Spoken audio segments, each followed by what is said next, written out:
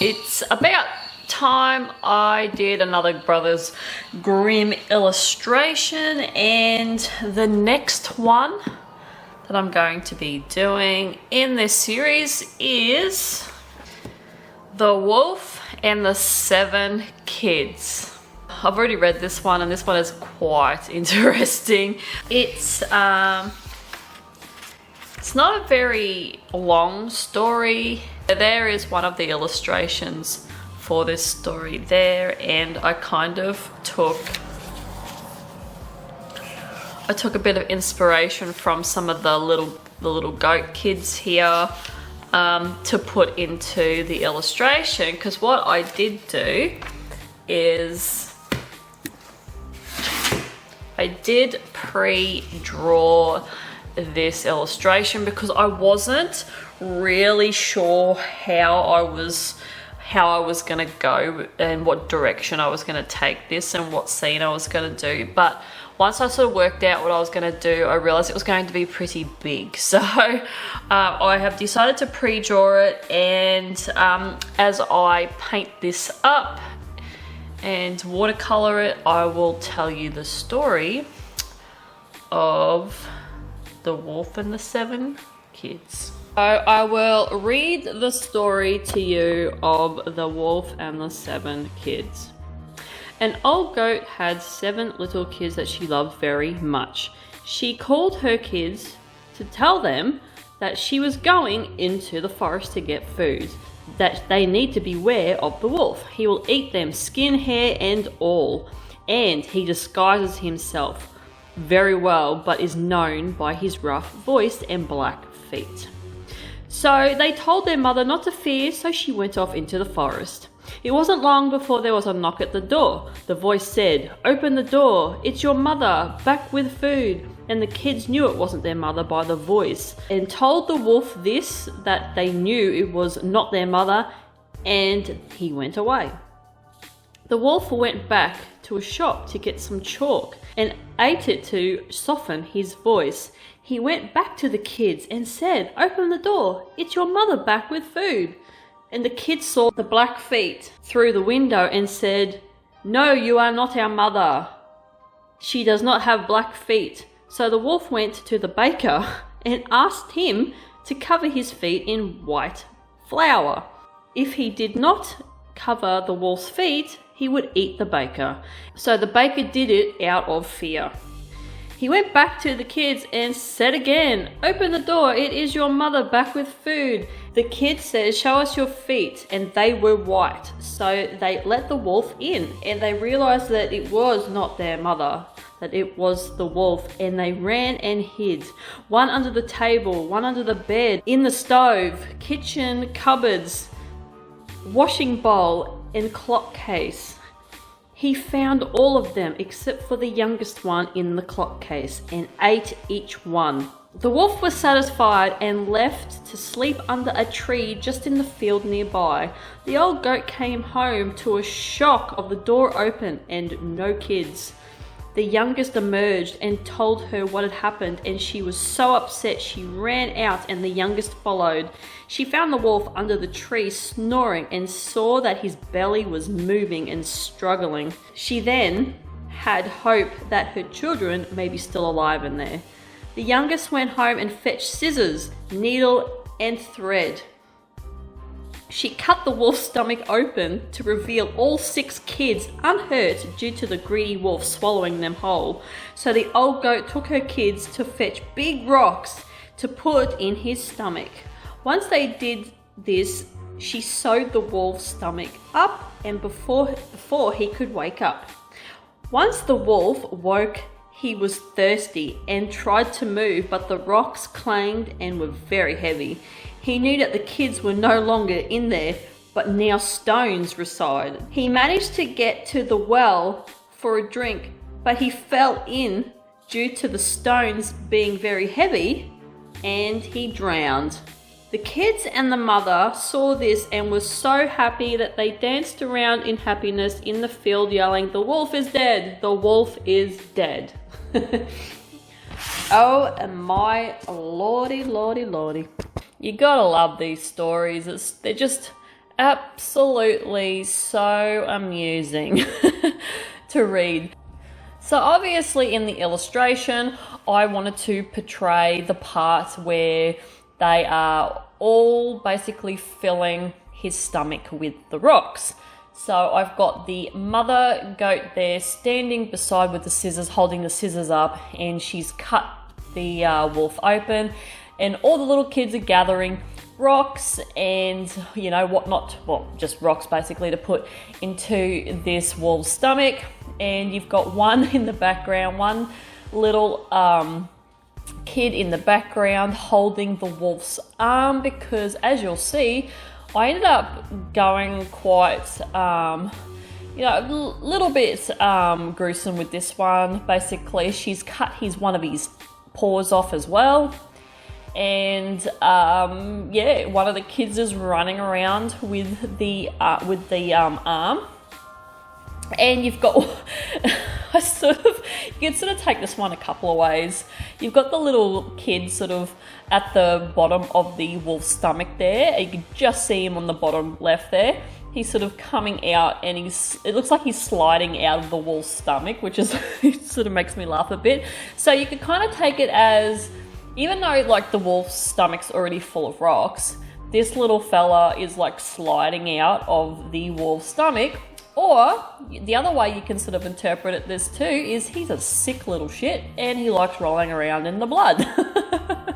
So I like that one a bit better. I like the fact that, yeah, he's a sick little shit and he's just rolling around in the blood of the wolf's, where the wolf's arm was cut off. Also, I decided to add a sort of like a stake going through the wolf's head too, with a bit of blood coming out of there. I don't know, felt right. It's not in the story, but I wanted to add that as well. And yeah, that's basically it. It's quite a large piece. Like, I sort of bit off more than I could chew with this one. I really wish that I didn't go as big as I did, but I sort of wanted to, and sort of wanted to sort of border it off, because I've been enjoying doing the bordering part lately, and it sort of gives the illustration a nice sort of look. Although, I don't know, I don't feel as though it sort of worked in this case at the end when I do peel the tape off, but I'll let you be the judge of that. But yeah, it sort of got to the point where, because it was a little bit more than I really wanted to do, a lot of the detail I sort of skimped on, especially with the kids.